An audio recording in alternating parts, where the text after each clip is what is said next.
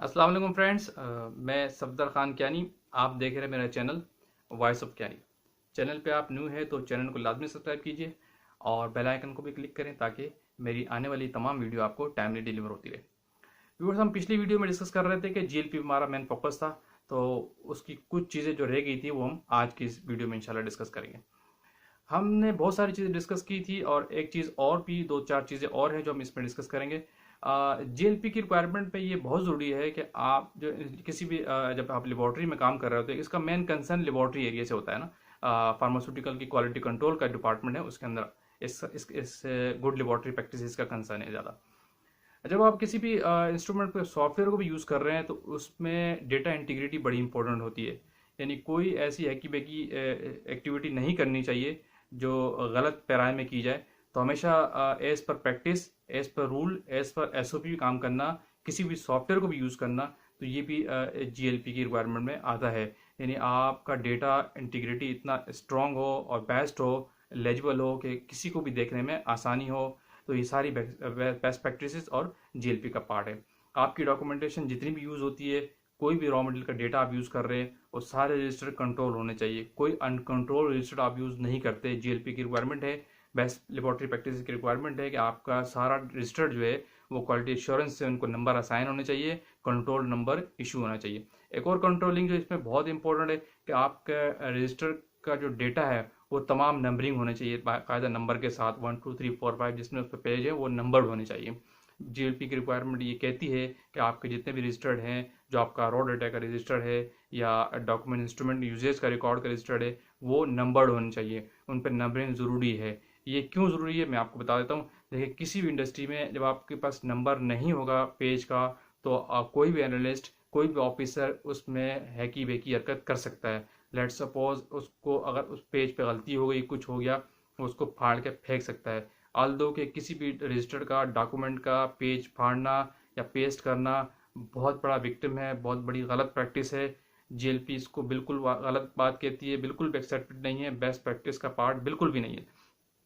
तो इसीलिए तमाम आपके जितने भी रजिस्टर्ड हो के नंबर पेज होते हैं, उनको नंबर करना इसलिए ज़रूरी है कि ताकि कोई शख्स उसको पेज न फाड़ सके, न कुछ ऐसी हरकत करे। अगर वो करेगा तो चीज़ सामने आ जाएगी, क्योंकि ऑलरेडी नंबर सारे हुए होते हैं। अगर उसने कोई एक पेज बीच में से हटाया या पेस्ट किया तो मिसिंग होगी, जिससे पकड़ा जाता है इंसान कि इसने क्या गलत किया क्या नहीं। यानी नंबरिंग करने से आप अपने सिस्टम को कंट्रोल कर रहे होते हैं, जो आपका सिस्टम स्ट्रॉन्ग होता है। मैं हमेशा प्रैक्टिस में अपनी वीडियोज़ में सिस्टम की बात करता हूँ कि सिस्टम बहुत इंपॉर्टेंट। मैं पहले भी कह चुका हूँ कि सिस्टम की आपसे ज़्यादा इंपॉर्टेंस है। जितना अच्छा आप सिस्टम बनाते हैं उतनी ही ज़्यादा इंपॉर्टेंस आपकी होती है, चाहे आप किसी पोजीशन पे हो, कुछ भी हो। अगर आपका एग्जिस्टिंग सिस्टम वीक है, कंट्रोल नहीं है, तो ये आपका फेलियर काउंट होता है, अच्छी प्रैक्टिस काउंट नहीं होती। ठीक है। एक और चीज़ इस लेबोरेटरी का हिस्सा है कि जीएलपी का जब आपके पास कोई भी कंसाइनमेंट रिसीव होती है, आपके पास उसका रिकॉर्ड कीपिंग बहुत ज़रूरी है। आप लॉग में, रजिस्टर्ड में उसकी एंट्री लाजमी करेंगे।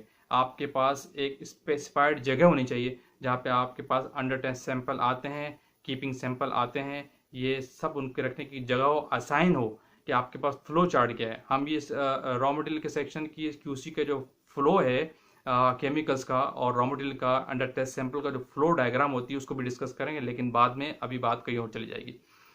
ये भी सारी बेस्ट प्रैक्टिस का पार्ट है कि आपके पास चीज़ें असाइन होनी चाहिए कि आप कहाँ रख रहे हैं, कहाँ नहीं रख रहे, और किस जगह आप, कौन सी जगह आपने असाइन की। ये ऑडिट का भी पॉइंट है और ये मॉनिटर होना चाहिए क्वालिटी एश्योरेंस की तरह से भी, कि जब बहुत सारी सुपरविजन की चीज़ें हैं जो क्वालिटी एश्योरेंस डिपार्टमेंट भी क्वालिटी कंट्रोल डिपार्टमेंट को कंट्रोल कर रहा होता है, उसका इस कंट्रोलिंग होना बहुत ज़रूरी है। अगर वो कंट्रोलिंग नहीं कर रहा तो ये वो भी जीएलपी को कंसीडर नहीं कर रहा।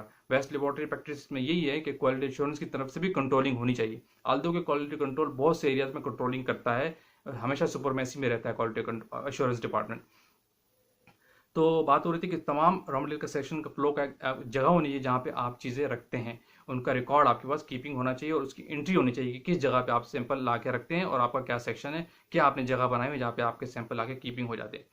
ऐसे ही बिल्कुल आपका जो दूसरे केमिकल्स हैं, आप लेबोरेटरी में कितने भी केमिकल कहीं भी यूज़ कर रहे हैं, किसी भी एरिया में रखने हुए हैं, जहाँ भी कैबिनेट पे रखे हुए हैं, उनकी असाइनिंग, नंबरिंग, लेबल्ड होनी चाहिए। याद रखो, कोई भी ऐसी जगह है जहाँ आपके गिलासवेयर्स पड़े हुए हैं, इन यूज़ है या स्टॉक है, दोनों लेबल होने चाहिए। अगर आपका स्टॉक का गिलासवेयर कहीं रखा हुआ है, स्टॉक की स्टेशनरी कहीं रखी हुई है, सिस्टम में रखी हुई है तो सब जगह असाइन होनी चाहिए, लेबल होनी चाहिए। Stock in use glass pair और स्टॉक ग्लास पेयर दोनों लेबल होने चाहिए। ये बेस्ट प्रैक्टिस का पार्ट है, जीएलपी का पार्ट है। गुड लेबोरेटरी प्रैक्टिस आपको यही कहती है कि आपकी एब्सेंस पे भी काम नहीं रुकना चाहिए, काम उसी फ्लो से होना चाहिए जैसे आपके प्रेजेंस में हो रहा था। अगर आप नहीं है तो आपकी एब्सेंस में आपका सेकंड ऑर्डर पर्सन भी उसी काम को उसी वे में कर ले जिस वे से आप कर रहे थे। काम का रुकना गुड लेबोरेटरी प्रैक्टिस में नहीं आता। गुड लेबोरेटरी प्रैक्टिस का ये पार्ट है कि आपके काम का फ्लो बिल्कुल भी नहीं रुकना चाहिए जब भी सिस्टम बनाए जाते हैं किसी भी काम को बेस्ट वे में करने के लिए। ये एग्जिस्टिंग सिस्टम कहलाता है। और भी इसमें बहुत सारी चीज़ें आती है। मैंने आपको कैलिब्रेशन, वैलिडेशन, प्रोसेस वैलिडेशन, ये सारी चीज़ें लेबोरेटरी के जो इंस्ट्रूमेंट है वो सारे लेबल होने चाहिए। लेबोरेटरी के इंस्ट्रूमेंट का जितना भी कैलिब्रेशन का डेटा है, वैलिडेशन का डेटा है और प्रोसेस कंट्रोल का डेटा है, वो सब सॉफ्टवेयर का जो डेटा है वो सारे एक लॉग के अंदर, फाइलिंग के अंदर रिकॉर्डेड होना चाहिए। गुड लेबोरेटरी प्रैक्टिस का पार्ट है। अगर आप किसी भी इंस्ट्रूमेंट की कैलिब्रेशन रिकॉर्ड नहीं रखते और उसको होश पोस्ट किया हुआ है तो इसका मतलब आपकी लेबोरेटरी का प्रैक्टिस और सिस्टम वीक है बहुत ज़्यादा, तो आप इस चीज़ को नहीं लिए हुए। तो हमेशा याद रखिएगा बेस्ट प्रैक्टिस और गुड लेबोरेटरी प्रैक्टिस का ये पार्ट है कि आप कोई भी काम कर रहे हो लेबोरेटरी का, वो प्रॉपर वे में और सिस्टमेटिक हो और इजीली ट्रेसेबल हो और किसी की एक्सेस में आसानी से आता हो और लेजिबल हो। कोई उसमें हैकी बेकी ना हो कि आपने पढ़ा दूसरा ना पढ़ सके, आपने लिखा है कोई दूसरा ना लिख सके, उसको समझ ही ना आ रहा हो। ये बिल्कुल वर्स प्रैक्टिस काउंट होती है। अच्छी प्रैक्टिस का पार्ट यही है कि आपके लेबोरेटरी के कोई भी सिस्टम है, कोई भी पैरा है, कोई भी एक्टिविटीज़ है, बिल्कुल ओपन होनी चाहिए, कोई ढकी छुपी चीज़ नहीं होनी चाहिए। दूसरा एक और चीज़ डॉक्यूमेंटेशन, जो पिछली वीडियो में हमने जिक्र किया था इसमें भी कर रहे हैं कि आपकी डॉक्यूमेंटेशन बिल्कुल नीट एंड क्लीन होनी चाहिए। आपको ओवर राइटिंग से अवॉइड करना चाहिए। अगर आप करते भी हैं तो मैक्सिमम कोशिश ये है कि आप ओवर राइटिंग से बचें। और ओवर राइट अगर आपको कुछ हो गया है तो उसको आप कट करके किस तरह करते हैं, वो एक लाइन से आपने काटना है और एक साइन करेंगे, ये बेस्ट प्रैक्टिस है। ना उसको आप वाइटो यूज़ करेंगे। वाइटो यूज़ करने वाले बिल्कुल वर्स प्रैक्टिसेस के लोग होते हैं। कभी भी आप लेबोरेटरी के अंदर, फार्मास्यूटिकल के अंदर वाइटो यूज़ नहीं करते, मिटाते नहीं है, छुपाते नहीं है। ये ऐसी है जैसे आपने बहुत बड़ा जुर्म कर दिया। ये बहुत ही गलत प्रैक्टिस काउंट होती है किसी भी फार्मास्यूटिकल इंडस्ट्री के लिए। फार्मास्यूटिकल का एनवायरनमेंट बहुत क्रिटिकल और बहुत डेटा इंटीग्रिटी स्ट्रॉन्ग होती है। मैं आपको बार बार ये कहता हूँ कि मैं आपको अंदर की प्रैक्टिस शेयर करता हूँ। नॉलेज आपको बहुत सी जगहों से मिल जाएगा, लेकिन अंदर की जो प्रैक्टिस, एग्जिस्टिंग प्रैक्टिस होती है, जो एग्जीक्यूशन सिस्टम होता है, मैं उसको डिस्कस करता हूँ। आप मिसाल के तौर पर कहता हूँ कि आप एक कदम उठा के दूसरा कदम भी रखते हैं तो उसके बाद उसका भी आपके पास फार्मास्यूटिकल में डॉक्यूमेंट होना चाहिए। फार्मास्यूटिकल इवन की छोटी से छोटी एक्टिविटी जो भी आप परफॉर्म करते हैं, सबसे पहले आप फार्मास्यूटिकल की रिक्वायरमेंट है वो कहती है इसका डॉक्यूमेंट दिखाओ। आप विदाउट डॉक्यूमेंट, विदाउट ऐसे भी कोई भी ऑपरेशन फार्मास्यूटिकल में नहीं करते, याद रखिएगा। ये बेस्ट प्रैक्टिस काउंट होती है। और अगर लेबोरेटरी के सेक्शन में कर रहे हैं तो जीएलपी का पार्ट है। जीएलपी आपको बारहा ये कहती है कि आपका कोई भी सिस्टम है, कोई भी ऑपरेशन हो रहा है, वो बिल्कुल बेस्ट वे में, बेस्ट प्रैक्टिस की सिनेरियो में होना चाहिए।